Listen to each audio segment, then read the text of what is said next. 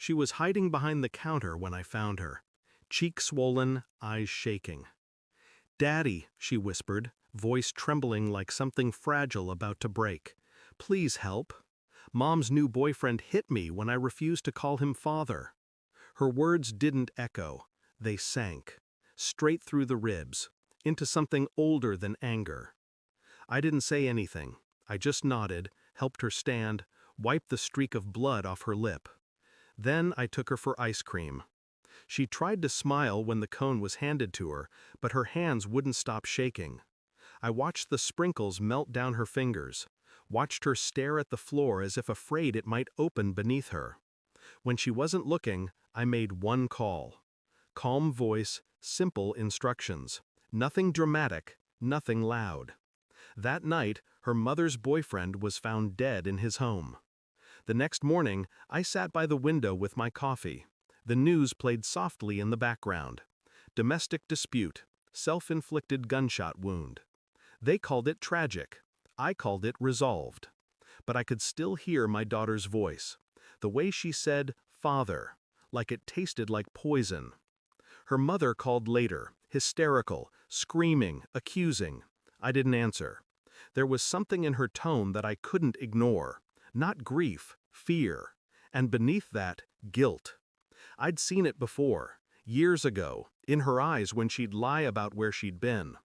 The small tells, the too long pause before answering, the sudden shift in tone, the fake surprise when I mentioned his name. Back then, I'd ignored it. I thought love was about forgiveness. But love isn't forgiveness. Love is proof. And she'd destroyed every piece of it long before last night. I didn't sleep. I watched the footage of his house on the news. Police cars, yellow tape, neighbors pretending to care. Then I watched her, my ex-wife, my daughter's mother, on the screen. Crying for the cameras. Tears too measured, voice rehearsed. She said he'd been good to her, that she didn't understand why he'd do it. But I knew. And I knew she was lying.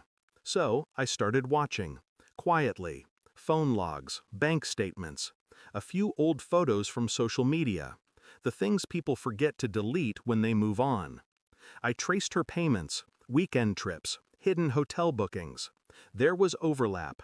His name showed up 3 months before our divorce. 3 months before she told me she needed space.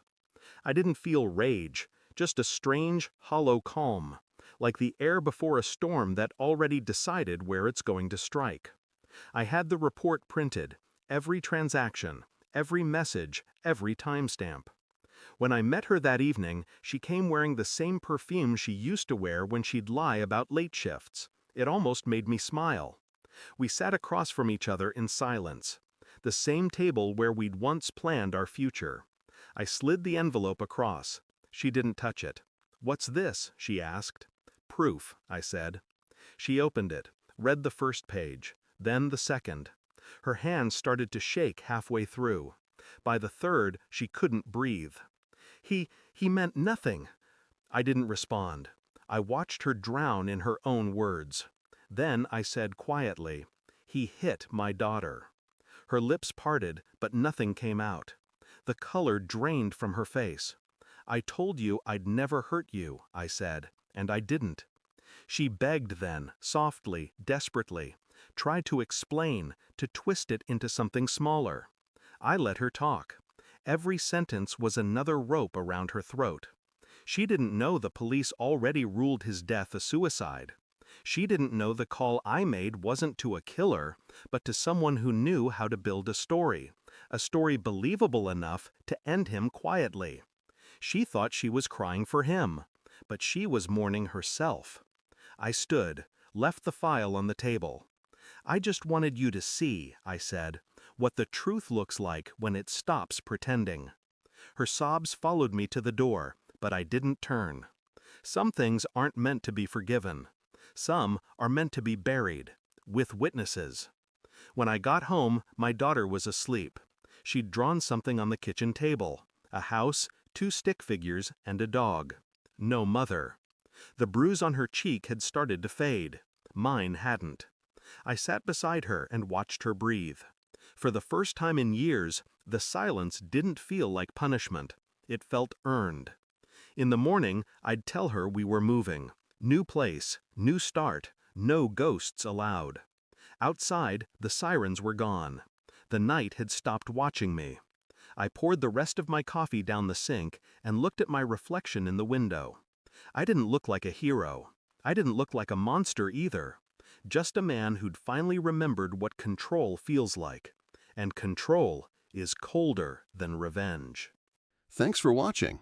Don't forget to like, share, and comment. Subscribe now to Cheating Stories Insight World for more amazing stories.